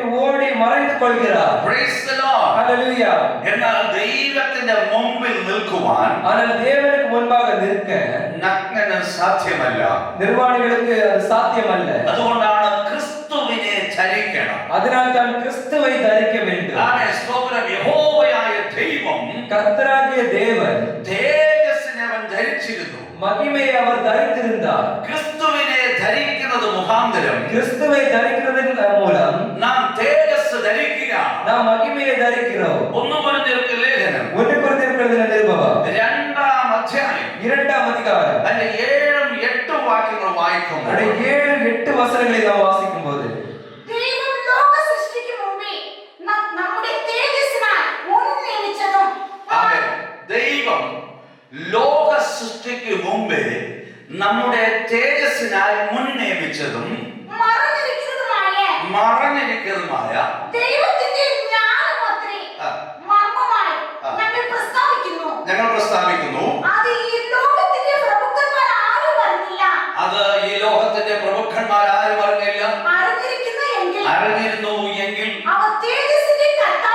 അവർ തേജസ്സിന്റെ കർത്താവിനെ ക്രൂശിക്കയില്ലായിരുന്നു. Praise the Lord. ഹല്ലേലൂയ. ക്രിസ്തു ആരായിരുന്നു? ക്രിസ്തു യാരാக இருந்தார்? ക്രൂശിക്കപ്പെട്ടവൻ ആരായിരുന്നു? സിലുവയിൽ അറയപ്പെട്ടവർ യാരായിരുந்தார்? അവർ തേജസ്സിന്റെ കർത്താവായിരുന്നു. അവർ മഹിമയിൻ കർത്തരായിരുந்தார். അവർ തേജസ്സിന്റെ കർത്താവാണ്. അവർ മഹിമയിൻ കർത്തർ. അവരെ ആ തേജസ്സിന്റെ കർത്താവിനെ ധരിക്കുമ്പോൾ, அந்த മഹിമയെ அந்த കർത്തരെ ധരിക്കുമ്പോൾ അവൻ തേജസ് നമ്മിൽ വന്നു കഴിഞ്ഞു. മഹിമ നമ്മിടത്തിൽ വന്നു ചേരും. ആ തേജസ് ധരിക്കുവാൻ அந்த മഹിമയെ ധരിப்பதற்கு യേശു ക്രിസ്തുവിൽ വിശ്വസിക്കുക, യേശു ക്രിസ്തുവിൽ വിശ്വസിக்க வேண்டும். മാനസാന്തരപ്പെടുക, മനം திரும்ப வேண்டும். പാപങ്ങൾ ഏറ്റുപറഞ്ഞ് ഉപേക്ഷിക്കുക, പാപങ്ങളെ അറിക്കை ചെയ്ത് വിട്ടുവിട வேண்டும். ആമേൻ സ്തോത്രം. തിരുവെഴുത്ത് പ്രകാരം യേശു ക്രിസ്തുവിന്റെ മുൻമാതൃക പ്രകാരം മുങ്ങി സ്നാനമേൽക്കുക. തിരുവചനത്തിൻപടിയും യേശു ക്രിസ്തുവിൻ മുൻമാതൃകയിൻപടി മൂழ்கி ஞானஸ்நானம் எடுக்க வேண்டும். അങ്ങനെ സ്നാനമേൽക്കുമ്പോൾ அப்படி ஞானஸ்நானம் எடுக்கும்போது ആ തേജസ്സിന്റെ കർത്താവിനെ നമ്മൾ ധരിക്കുകയാണ്. அந்த மகிமையின் கர்த்தரை நாம் தரிக்கிறோம். ഏതേനിൽ നഷ്ടപ്പെട്ട ആ തേജസ് വീണ്ടും നമുക്ക് ലഭിക്കുകയാണ്. ஏதேனில் നഷ്ടപ്പെട്ട அந்த மகிமை நமக்கு மறுபடியும் கிடைக்கிறது. Praise the Lord. ഹല്ലേലൂയ. ഇതാണ് ദൈവവചനം പറയുന്ന സത്യം. ഇത് താൻ വേദവചനം சொல்கிற സത്യം. ഓ, എന്ത് ആഴമായ സത്യങ്ങൾ തിരുവെഴുത്തിലുണ്ട്. ഓ, എவ்வளவு ആഴമായ സത്യങ്ങൾ തിരുവചനത്തിൽ ഉണ്ട്. പക്ഷേ ഇതെല്ലാം മറച്ച്, ஆனால் இன்னைக்கு ഇതെല്ലാം മറയ്ത്ത് ജനം ചതിക്കപ്പെടുകയാണ്. ജനം വഞ്ചിക്കപ്പെടുகிறது. ആമേൻ. ഉൽപ്പത്തി പുസ്തകത്തിൽ നമ്മൾ വായിക്കുമ്പോൾ ആദിയാഗമം നാം വാസിക്കുമ്പോൾ ആദം ഹവ്വയെ ചതിച്ചത് ദുരുപദേശത്തിൽ കൂടിയാണ്. ആദാമേയും ഏവാളെയും വഞ്ചിച്ചത് ദുരുപദേശത്തിൻ മൂലമാകത്താൻ. Praise the Lord. ഇന്നും അതാണ് സംഭവിച്ചുകൊണ്ടിരിക്കുന്നത്. ഇன்றைக்கும் அதுதான் സംഭവിத்துக் கொண்டிருக்கிறது. ദൈവത്തിനൊരു ചോദ്യം ജനത്തോടുണ്ട്. தேவனுக்கு ஒரு கேள்வி ஜனத்தோடு இருக்கிறது. യെരമ്യ പ്രവചനം 22-ാം വാക്യം നമുക്ക് വായിച്ച് കേൾക്കാം. ഇരമ്യ ദർശനം 8-ാം അധികാരം 22-ാമത് വചനത്തെ വാസിച്ച് കേൾக்கலாம். ഗിലെയാദിൽ സുഗന്ധതൈലമില്ലയോ? ഗിലെയാദിൽ സുഗന്ധ തൈലമില്ലയോ? അവിടെ വൈദ്യനില്ലയോ? അവിടെ വൈദ്യനില്ലയോ? എന്റെ ജനത്തിൻ പുത്രിക്ക്, എന്റെ ജനത്തിൻ പുത്രിക്ക് രോഗശമനം വരാതെ രോഗശമനം വരാതെ ഇരിക്കുന്നത് എന്ത്? ഇരിക്കുന്നത് എന്താ? ദൈവം ചോദിക്കുന്ന ചോദ്യമാണ്. ദേവൻ കേൾക്കുന്ന കേൾവി. വിശുദ്ധ വേദപുസ്തകം വായിക്കുമ്പോൾ പരിശുദ്ധ വേദാഗം വാസിക്കുമ്പോൾ ഗിലെയാദ് കീലെയാദ് അവൻ സുഗന്ധ തൈലത്തിന് വളരെ പ്രസിദ്ധമായ ഒരു സ്ഥലമാണ്. സുഗന്ധ തൈലത്തിற்கு மிகவும் புகழ்பெற்ற இடம். അവിടെ ധാരാളം വൈദ്യന്മാരുണ്ട്. அங்கே अनेक வைத்தியர்கள் உண்டு. അവൻ സ്തോത്രം അതൊരു ഉപമയായിട്ട് ദൈവം പറയുകയാണ്. அதை ஒரு உவமையாக தேவன் சொல்கிறார். അവൻ സ്തോത്രം ഗിലെയാദില് സുഗന്ധ തൈലം ഉണ്ടല്ലോ, கீலேயாத்தில் சுகந்த தைலம் இருக்கிறது, അവിടെ വൈദ്യൻ ഉണ്ടല്ലോ, அங்கே வைத்தியன் இருக்கிறாரே, പിന്നെ എന്റെ ജനത്തിന് സൗഖ്യം വരാത്തതെന്ന്. പിന്നെ ஏன் என்னுடைய ஜனத்திற்கு സ്വസ്ഥമടയാமல் போனார்கள்? അതിന്റെ അർത്ഥം, அதற்கான அர்த்தம், അവൻ സ്തോത്രം ഇവിടെ ശുശ്രൂഷകന്മാരുണ്ട്, இங்கே ஊழியக்காரர்கள் உண்டு, ദൈവത്തിന്റെ വചനമുണ്ട്. தேவனுடைய வசனம் உண்டு. ഇന്ന് ജനം ഗുണപ്പെടാത്തത് എന്ത്? இன்றைக்கு ஜனம் குணமடையாதது ஏன்? ധാരാളം സഭകൾ, அநேக சபைகள், അവൻ ധാരാളം ശുശ്രൂഷകന്മാർ, அநேக ஊழியக்காரர்கள், എന്നാൽ ജനത്തിന്റെ ഇടയിൽ ഒരു മാറ്റവുമില്ല. ஆனால் ஜனத்திற்கு மத்தியில் ஒரு மாற்றம் இல்லை. എന്തുകൊണ്ട്? ஏன் அப்படி? ആ ചോദ്യത്തിന് മറുപടി ആ 8-ാം അധ്യായത്തിൽ തന്നെയുണ്ട്. அந்த கேள்விக்கு பதில் தான் 8-ாம் அதிகாரத்தில் இருக்கிறது. അതിന്റെ 11-ാം വാക്യം, 11வது വചനം, സമാധാനം ഇല്ലാതിരിക്കെ, സമാധാനം ഇല്ലാതിരിക്കെ, സമാധാനം സമാധാനം എന്ന് പറഞ്ഞ് സമാധാനം സമാധാനം എന്ന് പറഞ്ഞ് അവരുടെ ജനത്തിന്റെ പുത്രിയുടെ മുറിവിനെ അവർ എന്റെ ജനത്തിന്റെ പുത്രിയുടെ മുറിവിന് ലഘുവായി ചികിത്സിക്കുന്നു. ലഘുവായി ചികിത്സിക്കുന്നു. Praise the Lord. ഹല്ലേലൂയ. ഇന്ന് പ്രോസ്പെറിറ്റി ഗോസ്പൽ പറഞ്ഞു പറഞ്ഞ് இன்றைக்கு ப்ராஸ்பரிட்டி காஸ்பல் சொல்லி சொல்லி Praise the Lord, ജനത്തെ ചതിക്കുകയാണ്. ஜனத்தை வஞ்சிக்கிறார்கள். അവൻ യേശു വന്നതിന്റെ ഉദ്ദേശം എന്താണ്? இயேசு வந்ததற்கான நோக்கம் என்ன? ദൈവത്തിന്റെ പ്ലാൻ എന്താണ്? தேவனுடைய பிளான் என்ன? ഏതേനിൽ നഷ്ടപ്പെട്ടതെല്ലാം മനുഷ്യർക്ക് തിരിച്ചു കൊടുക്കണമെന്നാണ്. ஏதேனில் நஷ்டப்பட்டது எல்லாம் மனுஷனுக்கு திரும்ப கொடுக்க வேண்டும். ഈ ലഘുവായ ചികിത്സയാണ് എല്ലാവർക്കും ആഗ്രഹം. இந்த மேற்பூச்சான சிகிச்சை தான் எல்லாருக்கும் விருப்பம். ഈ യെരമ്യ പ്രവചനം 6-ാം അധ്യായത്തിൽ இந்த இரவேல் தரிசனம் 6-ாம் அதிகாரத்தில் അതിന്റെ 13-14 വാക്യം കൂടി വായിച്ചു കേൾക്കാം. അവരൊക്കെയും ആബാലവൃത്തം ദ്രവ്യാഗ്രഹികളാകുന്നു. Praise the Lord. പ്രവാചകന്മാരും പുരോഹിതന്മാരും ഒരുപോലെ വ്യാജം പ്രവർത്തിക്കുന്നു. സമാധാനമില്ലാതിരിക്കെ സമാധാനം സമാധാനം എന്നവർ പറഞ്ഞ് എന്റെ ജനത്തിന്റെ മുറിവിനെ ലഘുവായി ചികിത്സിക്കുന്നു. അവൻ ലഘുവായ ഒരു ചികിത്സ, மேற்பூச்சான ஒரு சிகிச்சை, അവൻ സ്തോത്രം അത് സൗഖ്യമുണ്ടാകത്തില്ല. அது சொஸ்தமடையாமல் போகும். അതുകൊണ്ട് ദൈവം ചോദിക്കുന്നത്, அதனால் தான் தேவன் கேட்கிறார், എന്റെ ജനത്തിന്റെ പുത്രിക്ക് என்னுடைய ஜனமாகிய குமாரத்திக்கு രോഗസൗഖ്യം വരാത്തത് എന്ത്? வியாதியிலிருந்து விடுதலை வராதது ஏன்? Praise the Lord. വൈദ്യനുണ്ട്, வைத்தியன் உண்டு, അവൻ സ്തോത്രം തൈലമുണ്ട്, தைலம் உண்டு, പക്ഷേ സൗഖ്യം വരാത്തത് എന്ത്? ஆனால் சுத்தமடையாமல் போனது ஏன்? Praise the Lord. Hallelujah, Hallelujah. Hallelujah, Hallelujah. ஹல்லேலூயா. സൗഖ്യമാകാത്തത് എന്ത്? சுத்தமடையாமல் போனது ஏன்? ഗുണപ്പെടാത്തത് എന്തെന്ന്? குணப்படாதது ஏன்? Praise the Lord. ஹல்லேலூயா. അപ്പോസ്തല പ്രവൃത്തി 3:20 വായിക്കുമ്പോൾ அப்போஸ்தலர் 3:20 വാസിക്കുമ്പോൾ നിങ്ങൾ ഓരോരുത്തരും മാനസാന്തരപ്പെട്ട நீங்கள் ஒவ்வொருவரும் மனம் திரும்பி ഗുണപ്പെടുവിൻ. குணப்படுங்கள். Praise the Lord. വായിച്ച് കേൾക്കാം. 19 മലയാളത്തിൽ 19. ആകയാൽ നിങ്ങളുടെ പാപങ്ങൾ മാഞ്ഞു കിട്ടേണ്ടതിന് നിങ്ങളുടെ പാപങ്ങൾ മാഞ്ഞു കിട്ടേണ്ടതിന് മാനസാന്തരപ്പെട്ട് തിരിഞ്ഞുകൊള്ളുവിൻ. ആമേൻ. മനസ്സാന്തരപ്പെട്ട് തിരിഞ്ഞുകൊള്ളുവിൻ. തമിഴിലത് ഗുണപ്പെടും. Praise the Lord. ഹല്ലേലൂയ, Hallelujah. ഹല്ലേലൂയ, Praise the Lord. ഹല്ലേലൂയ. മനസ്സാന്തരപ്പെട്ട ദൈവത്തിലേക്ക് മടങ്ങി വരണം. மனம் திரும்பி தேவனிடத்தில் திரும்ப வர வேண்டும். ആമേൻ. ആ രോഗ സൗഖ്യം അവർക്കുണ്ടാകണം. அந்த വിയാതിയിലിருந்து വിടുதலை உண்டாக வேண்டும். ഈ ലഘുവായ ചികിത്സ இந்த மேற்பூச்சான சிகிச்சை എത്ര വചനം കേട്ടാലും எத்தனை வசனம் கேட்டாலும் ഇതാരും സീരിയസ് ആയി എടുക്കുന്നതായിട്ട് കാണുന്നില്ല. இதை யாரும் சீரியஸாக எடுக்க பார்க்க முடியவில்லை. വിശ്വാസത്തെക്കാളും പ്രവചനം, விசுவாசத்தை விட தீர்க்க தரிசனம், ദൈവത്തിന്റെ വചനത്തെക്കാളും കള്ളപ്രവചനം, தேவனுடைய வசனத்தை விட கள்ள தீர்க்க தரிசனம். ഇത് ആ ദൈവജനത്തിന് വളരെ പ്രിയമാണ്. இது தேவனுடைய ஜனத்துக்கு மிகவும் பிரியமாக இருக்கிறது. Praise the Lord. Hallelujah, Hallelujah. Hallelujah, Hallelujah. ஹல்லேலூயா. യെരമ്യ പ്രവചനം 5-ാം അധ്യായത്തിൽ നമ്മൾ വായിക്കുമ്പോൾ യെരമ്യ ദീർഘദർശനം 5-ാം അധികാരത്തിൽ നാം വാസിക്കുമ്പോൾ അതിന്റെ 30 30-31 വാക്യം നമ്മൾ വായിക്കുന്ന സമയം അവിടെ 30-31 വസനത്തെ വാസിക്കുന്ന നേരത്തെ അത് വായിച്ചു കേൾക്കാം. വിസ്മയവും ഭയങ്കരവുമായൊരു വിസ്മയവും ഭയങ്കരവുമായുള്ളത് ദേശത്തിൽ സംഭവിക്കുന്നു. ആ വിസ്മയവും ഭയങ്കരവുമായിട്ടൊരു സംഭവം എന്ന് പറയുന്നത് അത് എന്താണ്? തികച്ചു തിടുക്കിടത്തക്ക ഒരു സംഭവം. അത് என்ன? 31 വാക്യത്തിൽ അതുണ്ട്. 31 വസനത്തിൽ അതുണ്ട്. പ്രവാചകന്മാർ വ്യാജമായത് പ്രവചിക്കുന്നു. പുരോഹിതന്മാരും അവരോട് ഒരു കൈയായി നിന്ന് അധികാരം നടത്തുന്നു. എന്റെ ജനത്തിനോ അത് ഇഷ്ടമാണ്.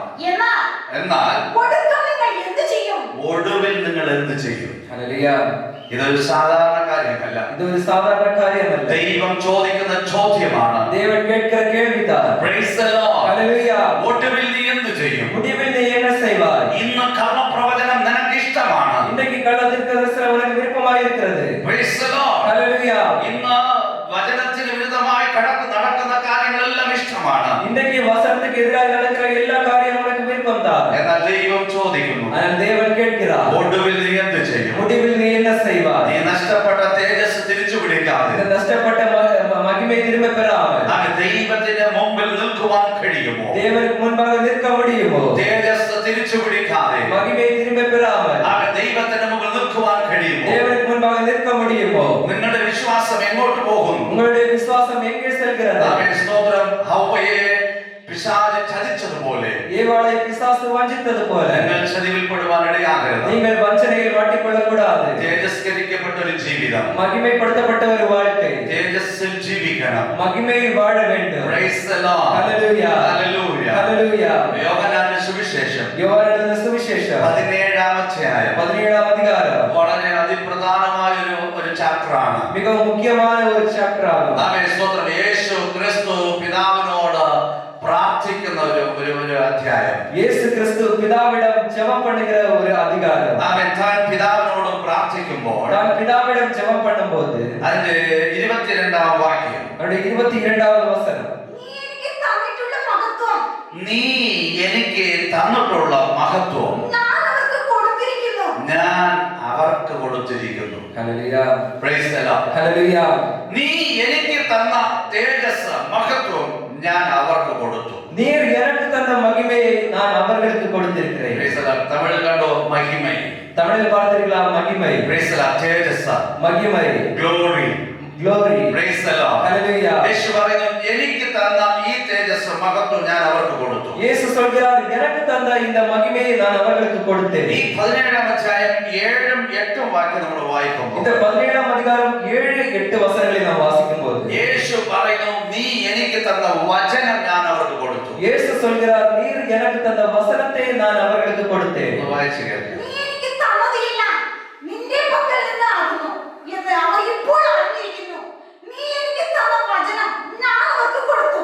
നീ എനിക്ക് തന്ന വചനം ഞാൻ അവർക്ക് കൊടുത്തു. ഈ പ്രാർത്ഥനയിൽ, இந்த ஜெபத்தில் യേശു ഈ വചനത്തെ കുറിച്ച് വളരെ ആഴമായി സംസാരിക്കുന്നതായിട്ട് നമുക്ക് കാണുവാൻ കഴിയും. യേശു വചനത്തെ കുറിച്ച് ഇങ്ങനെ ആഴമായി പേசுவதை பார்க்க முடியும். യോഹന്നാന്റെ സുവിശേഷം 17-ാമത്തെ വാക്യം നമ്മൾ വായിക്കുമ്പോൾ യോഹന്നാന്റെ സുവിശേഷം 17-ാം വചനത്തെ നാം വാസിച്ച് കേൾക്കുമ്പോൾ സത്യത്താൽ അവരെ വിശുദ്ധീകരിക്കണമേ, നിന്റെ വചനം സത്യമാകും. ഹല്ലേലൂയ, പ്രൈസ് ദി ലോർഡ്. ഹല്ലേലൂയ. സത്യം എന്ന വചനത്താൽ അവരെ ശുദ്ധീകരിക്കണം. സത്യം എന്ന വചനത്താൽ അവരെ ശുദ്ധീകരിക്ക வேண்டும். അവൻ പിതാവിനോട് യേശു പ്രാർത്ഥിക്കുകയാണ്. പിതാവിடம் യേശു ജപം பண்ணுகிறார். അതിന്റെ 19-ാം വാക്യം ഒന്ന് വായിച്ചു കേൾക്കുക. അവർ സാക്ഷാൽ വിശുദ്ധീകരിക്കപ്പെട്ടവരാകേണ്ടതിന് ഞാൻ അവർക്ക് വേണ്ടി എന്നെ തന്നെ വിശുദ്ധീകരിക്കും. ദൈവം ആഗ്രഹിക്കുക സാക്ഷാൽ അവർ വിശുദ്ധീകരിക്കപ്പെട്ടവരാകേണ്ടതിന്. தேவன் விரும்புகிறார் அவர்கள் உண்மையாக பரிசுத்தமாக்கப்பட்டவர்களாக. വചനത്താൽ ഒരു ശുദ്ധീകരണം. വചനത്താൽ ഒരു ശുദ്ധീകരണം. ഈ ഭാഗം നിങ്ങൾ വായിക്കുമ്പോൾ இந்த பகுதியை நாம் வாசிக்கும்போது ആമേൻ. സ്തോത്രം. വചനം കൊണ്ട് ശുദ്ധീകരിക്കുകയും വചനത്താൽ ശുദ്ധീകരിക്കും. അവർ ആത്മ ആത്മാവിൽ ഐക്യത ഉള്ളവരായിരിക്കണം. அவர்கள் ஆவியில் ஐக்கியமுள்ளவர்களாய் இருக்க வேண்டும். പിതാവിനോട് യേശു പ്രാർത്ഥിക്കുകയാണ്. பிதாவிடம் இயேசு ஜெபம் பண்ணுகிறார். നാം ഒന്നായിരിക്കുന്നത് പോലെ நாம் ஒன்றாய் இருக்கிறது போல അവരും ഒന്നായിരിക്കണം. அவர்களும் ஒன்றாய் இருக்க അത് வேண்டும். മാത്രമല്ല, அது மட்டுமல்ல, 23-ാം വാക്യം വായിക്കുമ്പോൾ அவருடைய 23ஆம் வசனத்தை வாசிக்கும் போது യോഹന്നാന്റെ സുവിശേഷം 17:23 നീ എന്നെ അയച്ചിരിക്കുന്നു എന്നും നീ എന്നെ സ്നേഹിക്കുന്നത് പോലെ അവരെയും സ്നേഹിക്കുന്നു എന്നും ലോകം അറിയുവാൻ നാം ഒന്നായിരിക്കുന്നത് പോലെ നാം ഒന്നായിരിക്കുന്നത് പോലെ അവരും ഒന്നാകേണ്ടതിനും അവരും ഒന്നായിരിക്കേണ്ടതിനും ഞാൻ അവരിലും നീ എന്നിലുമായി അവർ ഐക്യത്തിൽ തികഞ്ഞവരായിരിക്കേണ്ടതിനും തന്നെ. യേശു ഐക്യതയിൽ തികഞ്ഞവരാകണം. இயேசு விரும்புகிறார் ஐக்கியத்தில் நிரம்பி இருக்க வேண்டும். Praise the Lord. ഹല്ലേലൂയ. യേശു പറഞ്ഞു, എനിക്ക് നീ തന്ന തേജസ് മഹത്വം ഞാൻ അവർക്ക് കൊടുത്തിരിക്കുന്നു. அப்பொழுது இயேசு சொல்கிறார், நீர் எனக்கு தந்த மகிமையை நான் அவர்களுக்கு கொடுத்திருக்கிறேன். Praise the Lord. യേശു ക്രിസ്തുവിൽ വിശ്വസിക്കുന്നവൻ, இயேசு கிறிஸ்துவில் விசுவாசிக்கிறவன், സ്നാനമേറ്റവൻ, ஞானஸ்நானம் எடுத்தவன் ക്രിസ്തുവിനെ ധരിക്കുകയാണ്. கிறிஸ்துவை தரிக்கிறார். അവൻ തേജസ് ധരിക്കുന്നു. அவன் மகிமையை தரிக்கிறார். Praise the Lord. ஹல்லேலூய. 1 യോഹന്നാൻ 3:2 വായിക്കുമ്പോൾ 1 யோவான் 3:2 வாசிக்கும் போது പ്രിയമുള്ളവരെ, നാം ഇപ്പോൾ ദൈവമക്കളാകുന്നു. നാം ഇന്നതാകുമെന്ന് ഇതുവരെ പ്രത്യക്ഷമായില്ല. അവൻ പ്രത്യക്ഷനാകുമ്പോൾ നാം അവനെ താൻ ഇരിക്കുമ്പോൾ തന്നെ കാണുന്നതാകൊണ്ട് അവനോട് Praise the Lord. നാം അവിടെ വായിക്കുന്നത്, நாம் இங்கே வாசிக்கிறோம், നാം എന്നതാകുമെന്ന് നമുക്ക് ഇപ്പോൾ അറിയത്തില്ല. நாம் எப்படி இருப்போம் என்று நமக்கு இப்போது தெரியாது. അവൻ വെളിപ്പെടുമ്പോൾ அவர் வெளிப்படும் போது അവനെ പോലെ നമ്മളായിരിക്കും. அவரை போல் நாம் இருப்போம். Praise the Lord. ഹല്ലേലൂയ. യോഹന്നാൻ പറയുന്നത് ശ്രദ്ധിക്കണം. யோவான் சொல்வதை கவனியுங்கள். നാം ഇപ്പോൾ ദൈവമക്കളാണ്. நாம் இப்போது தேவனுடைய பிள்ளைகள். ഇനി എങ്ങനെയായിരിക്കുമെന്ന് അറിയത്തില്ല. இனி எப்படி இருப்போம் என்று தெரியாது. എന്നാൽ യേശു വെളിപ്പെടുമ്പോൾ, ஆனால் இயேசு வெளிப்படும் போது യേശു ഇരിക്കുന്നത് പോലെ നമ്മളുമായിരിക്കും. இயேசு இருப்பது போல் நாமும் இருப்போம். യേശു എങ്ങനെയായിരിക്കുന്നു? இயேசு எப்படி இருக்கிறார்? മത്തായി സുവിശേഷം மத்தேயு எழுதின சுவிசேஷம் 16:27. 16:27. Praise the Lord. മത്തായി സുവിശേഷം 16:27. മനുഷ്യപുത്രൻ തന്റെ പിതാവിന്റെ മഹത്വത്തിൽ തന്റെ ദൂതന്മാരുമായി വരും. മനുഷ്യപുത്രൻ വരുമ്പോൾ മനുഷ്യകുമാരൻ വരുമ്പോൾ തന്റെ പിതാവിന്റെ മഹത്വത്തോടും ദൂതന്മാരോടും വരും. തന്റെ പിതാവിൻ മഹിമയോടും ദൂതர்களோடும் വരുവാർ. ആമേൻ. പിതാവിന്റെ തേജസ്സുള്ളവനായ യേശു വെളിപ്പെടും. പിതാവിൻ മഹിമയുള്ളവരായ യേശു വെളിപ്പെടുവാർ. Praise the Lord. ഹല്ലേലൂയ. പിതാവിന്റെ തേജസ്സോടെ പുത്രൻ വെളിപ്പെടും. പിതാവിൻ മഹിമയോട് പുത്രൻ വെളിപ്പെടുവാർ. സാധാരണ തേജസ്സല്ല, സാധാരണ മഹിമയല്ല. ആമേൻ. മത്തായി സുവിശേഷം മത്തയി എഴുതിന സുവിശേഷം 24-ാം അധ്യായം 24-ാം അധികാരം അതിന്റെ 30-ാം വാക്യം. 30-ാമത് വസനം. അപ്പോൾ മനുഷ്യപുത്രന്റെ അടയാളം ആകാശത്തിൽ വിളങ്ങും. അന്ന് ഭൂമിയിലെ സകല ഗോത്രങ്ങളും പ്രബലാപിച്ചുകൊണ്ട് മനുഷ്യപുത്രൻ ആകാശത്തിലെ മേഘങ്ങളിന്മേൽ മഹാശക്തിയോടും തേജസ്സോടും കൂടി വരുന്നത് കാണും. Praise the Lord. ഹല്ലേലൂയ. നാം മലയാള വേദപുസ്തകം വായിക്കുമ്പോൾ, നാം മലയാള വേദപുസ്തകം വാസിക്കുമ്പോൾ ആമേൻ, മനുഷ്യപുത്രൻ മനുഷ്യകുമാരൻ മഹാശക്തിയോടും മഹാബലമയോടും തേജസ്സോടും വരുമെന്നാണ് ആമേൻ സ്തോത്രം കാണുവാൻ കഴിയുന്നത്. മഹിമയോടും വരുവാർ என்பதை നമുക്ക് பார்க்க முடியும். Praise the Lord. ഹല്ലേലൂയ. തമിഴ് വേദപുസ്തകത്തിലും തമിഴ് വേദപുസ്തകത്തിലും ഇംഗ്ലീഷ് വേദപുസ്തകവും വായിക്കുമ്പോൾ അതിൽ അല്പം വ്യത്യാസമുണ്ട്. ഇംഗ്ലീഷ് വേദ പുസ്തകത്തെയും വാസിക്കുമ്പോൾ അതിൽ கொஞ்சம் வேறுபாடு இருக்கிறது. ആമേൻ സ്തോത്രം തമിഴിൽ വായിച്ച് കേൾക്കാം. അപ്പോഴത്തെ മനുഷ്യകുമാരന്റെ അടയാളം വാനത്തിൽ കാണപ്പെടും. അപ്പോഴത്തെ മനുഷ്യകുമാരൻ വല്ലമയോടും മികുന്ത മഹിമയോടും ആമേൻ സ്തോത്രം. മനുഷ്യകുമാരൻ വല്ലമയോടും മികുന്ത മഹിമയോടും വാനത്തിൽ മേഘങ്ങളിൽ വരുന്നത്. ആമേൻ. കണ്ടോ? Praise the Lord. ഹല്ലേലൂയ. വല്ലമയോടും മികുന്ത മഹിമയോടും. ഹല്ലേലൂയ. Praise the Lord. ഹല്ലേലൂയ. അത് ഇംഗ്ലീഷിൽ ഒന്ന് വായിച്ചേക്കാം. At that time, the sign of the Son of Man will appear in the sky, and all the nations of the earth will move. They will see the Son of Man, with power and great glory. Power and great glory. Hallelujah. Praise the Lord. Hallelujah. അവിടെ എഴുതിയിരിക്കുന്നത് power and great glory എന്നാണ്. അത് എഴുതിയിരിക്കുന്നത് power and great glory. Praise the Lord. Hallelujah. മലയാള വേദപുസ്തകത്തിൽ മലയാള അവൻ വേദപുസ്തകത്തിൽ മഹാശക്തിയോടും തേജസ്സോടും വരുമെന്നാണ്. അവർ മഹാബലമയോടും മഹിമയോടും വരുവാർ. എന്നാൽ ഇംഗ്ലീഷിലും തമിഴിലും വലിയ തേജസ്സോട് വരും. ஆனால் இங்கிலீஷிலும் தமிழிலும்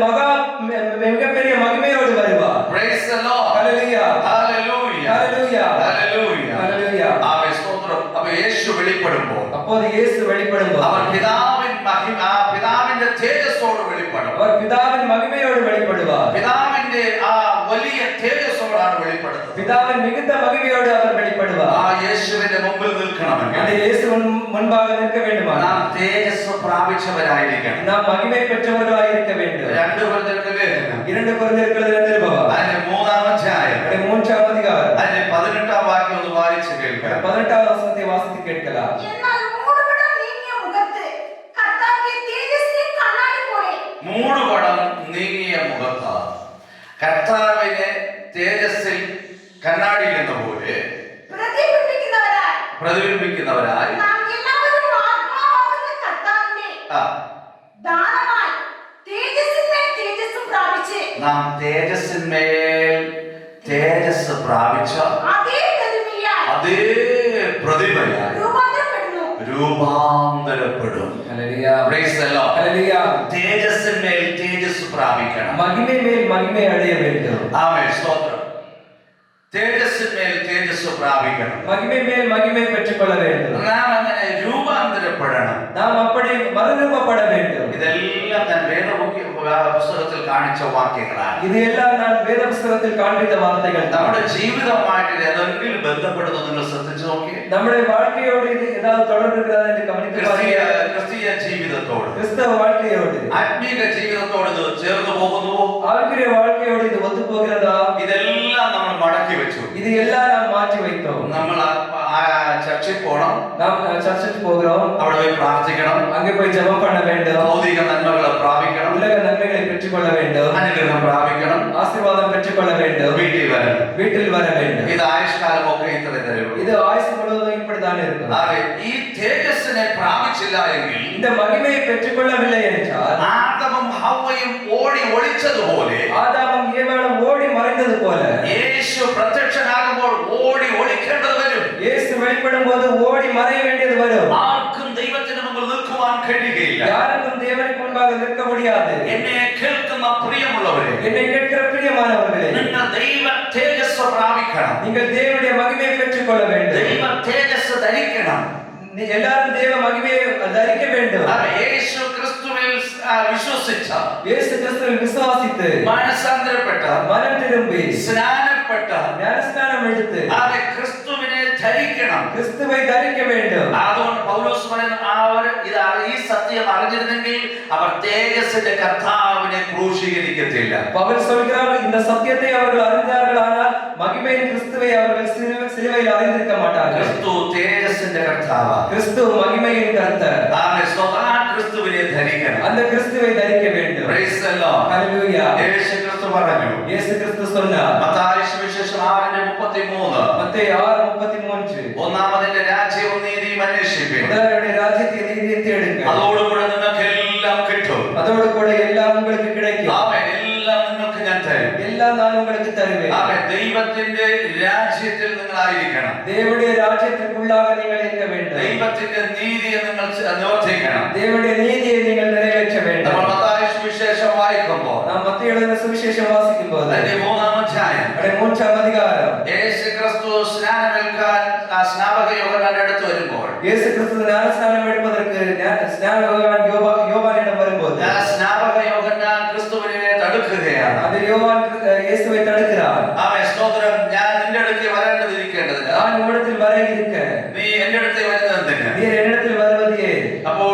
മത്തായി 3:15 നമ്മൾ ഇങ്ങനെ കാണുന്നു. அப்பொழுது மத்தேயு 3:15 இப்படி பார்க்கிறோம், ഇപ്പോൾ സമ്മതിക്കുക, இப்போது இடம் கொடு, ഇങ്ങനെ സകല നീതിയും നിവർത്തിക്കുന്നത് നമുക്ക് ഉചിതമാണ്. இப்படி சகல நீதியை நிறைவேற்றுவது நமக்கு பிரியமாய் இருக்கிறது. സ്നാനം ഒരു ദൈവിക നീതിയാണ്. ஞானஸ்நானம் ஒரு தெய்வீக நீதியாகும். ഇതിനെ കേൾക്കുന്ന ആരെങ്കിലും இன்றைக்கு என்னை கேட்கிற யாராவது യേശു ക്രിസ്തുവിൽ വിശ്വസിക്കാതെയോ, இயேசு கிறிஸ்துவில் விசுவாசிக்காமலோ, മനസ്സാന്തരപ്പെടാതെയോ, സ്നാനപ്പെടാതെയോ மனம் திரும்பாமல் ஞானஸ்நானம் எடுக்காமலோ ആരെങ്കിലും ഉണ്ടെങ്കിൽ யாராவது இருந்தால் ഇന്ന് ശ്രദ്ധിക്കുക. இன்றைக்கு கவனியுங்கள். ഇതൊരു നല്ല സന്ദർഭം.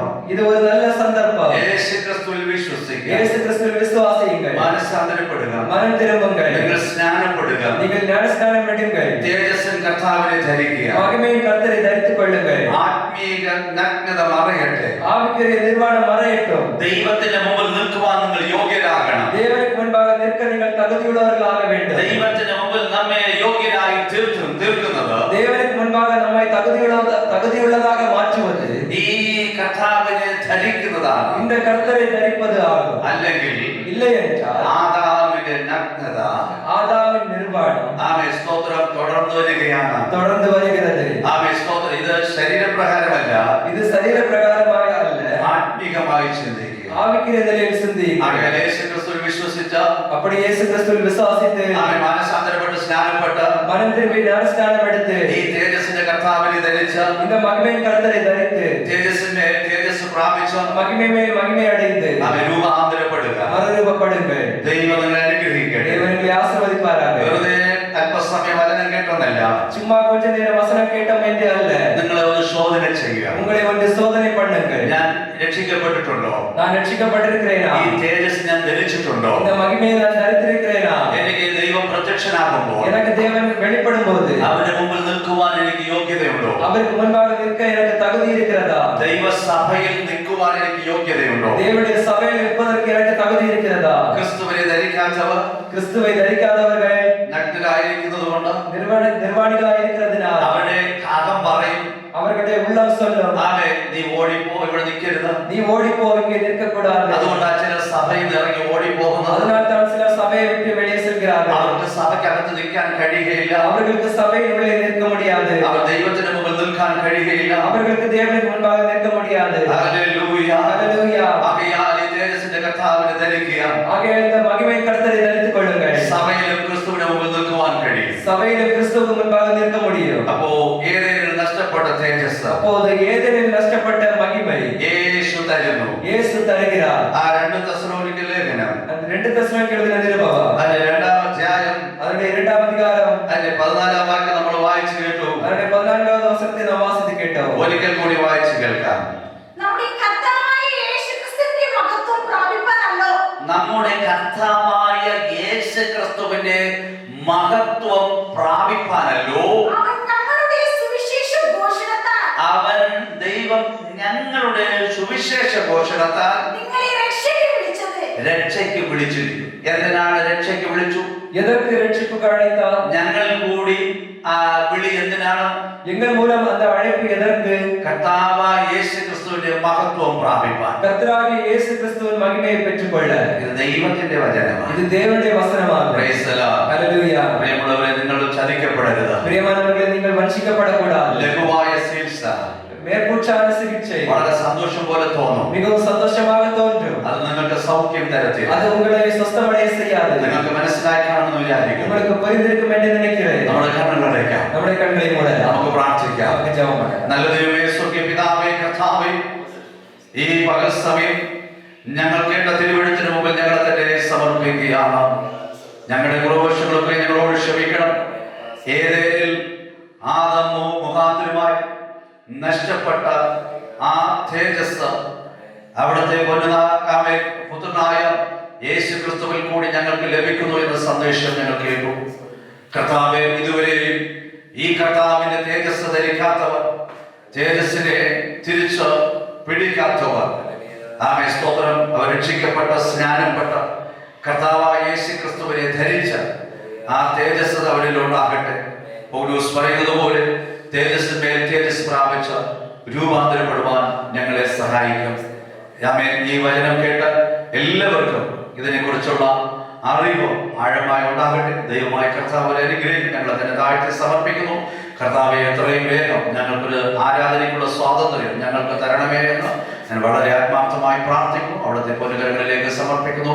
അനുഗ്രഹിക്കും. ക്രിസ്തുയേശുവിന്റെ നാമത്തിൽ പിതാവേ, ആമേൻ.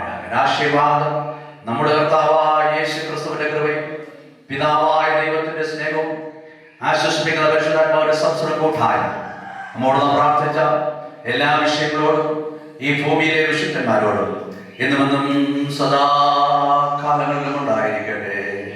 ഓ glory to God, he has lifted me up, he has lifted me up, I know he stretched out his hand and he lifted me up. Oh, that's why I love him so. I love him more and more. I love him more and more.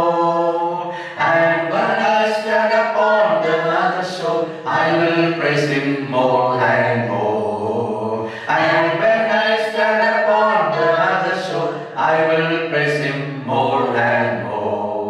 ക്രിസ്തയേശു മുഖാന്തരം ചെയ്യുന്ന ദൈവത്തെ സ്തുതിക്കാം. Hallelujah, hallelujah, hallelujah. ദൈവമായ കർത്താവ് നിങ്ങളെ